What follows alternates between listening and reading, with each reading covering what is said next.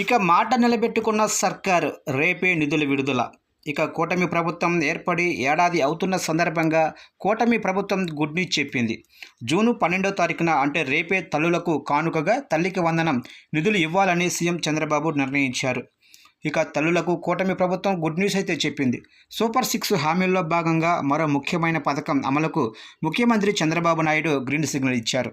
తల్లికి వందనం పథకానికి రాష్ట్ర ప్రభుత్వం శ్రీకారం చుట్టింది. కూటమి ప్రభుత్వం ఏర్పడి ఏడాది అవుతున్న సందర్భంగా రేపు గురువారం తల్లులకు కానుకగా తల్లికి వందనం నిధులు ఇవ్వాలని నిర్ణయించింది. రేపే తల్లికి వందనం నిధులు విడుదల కానున్నాయి. రాష్ట్రంలో మొత్తం 67 లక్షల మందికి తల్లికి వందనం పథకం కింద వారి ఖాతాల్లో ప్రభుత్వం నగదు జమ చేయనుంది. ఎంతమంది పిల్లలు ఉంటే అంతమందికి తల్లికి వందనం ఇస్తామన్న మేనిఫెస్టో హామీ మేరకు పథకం అమలుకు నిర్ణయం తీసుకుంది.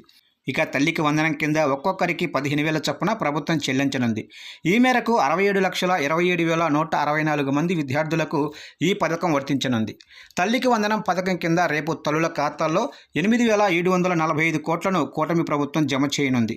విద్యా సంవత్సరం ప్రారంభంలోనే తల్లికి వందనం నిధులు ఇస్తామని ప్రభుత్వం హామీ ఇచ్చింది.